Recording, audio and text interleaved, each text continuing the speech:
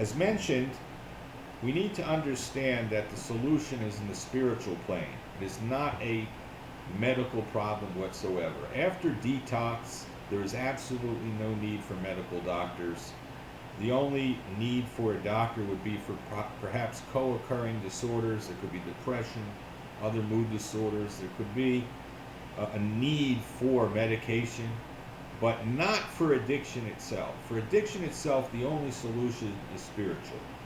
And we're going to understand as we go along that the spiritual cannot be a component of an overall program that's, quote, holistic, whereas the spiritual is only part of an overall greater solution called the holistic program. The solution must first be spiritual and only spiritual, as we're going to see. Because once we give the possibility that it's anything but spiritual, this is what we mean by half measures availed us nothing, which is used in the Big Book and in recovery literature. We no longer are completely committed to that truth that it's a spiritual malady. Now let's go into what it says here. This is one of the promises of someone who takes the 12 steps properly. This is on page 85. We react sanely and normally, and we will find that this has happened automatically. Now, automatically is a pretty interesting word. We will see that our new attitude towards liquor or drugs has been given us without any thought or effort on our part. It just comes. That is the miracle of it. So we're talking about a miracle, right? Nothing short of that. Although action was obviously taken in the steps, we understand that the power to make such drastic changes and to remove addiction from the addict could only have happened from a higher source. We are not fighting it, neither are we avoiding temptation. Wow. How often do people say avoid temptation? So we're not avoiding temptation. We feel as though we have been placed in a position of neutrality, safe and protected. We have not even sworn off. Now, this is pretty incredible. Instead, the problem has been removed. It does not exist for us.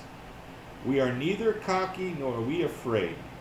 That is our experience. This is not theory. This is the actual experience of the original members of AA. That is how long we react, so long as we keep in fit spiritual condition. See, it's the spiritual condition that produces complete freedom from addiction. As it says, it is easy to let up on the spiritual program of action. It's an action-based program, not just faith-based, and rest on our laurels. We are headed for trouble if we do, for alcohol is a subtle foe. We are not cured of alcoholism. What we really have is a daily reprieve contingent on the maintenance of our spiritual condition. Every day is a day we must carry the vision of God's will into all our activities. So basically, we need to continue to grow spiritually. But the alcoholic or addict rises above the problem. He's living a normal, healthy life. This is only with a spiritual solution.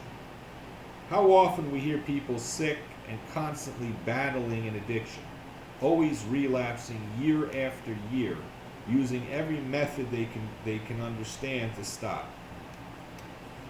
So we must come to the conclusion that spirituality cannot be mixed with anything else. The reason being is that when the alcoholic and addict make a third step decision, they're turning their will and lives over the care of God in order to develop spiritually to serve Him. This is the foundation of the rest of their life. If they believe that any other therapy can keep them, such as like a relapse prevention of some sort, if that is going to stop them, they will not trust absolutely that God is the solution. It's not God plus other things. If we look in the AA literature and all the 12 steps, God is the solution. He is everything or He is nothing. We have to completely abandon to His care. and do the work in the steps. Half measures mean I'll mix this message with other things, many which are conflicting to the 12 steps. So if we are teaching conflicting messages, the addict will not recover.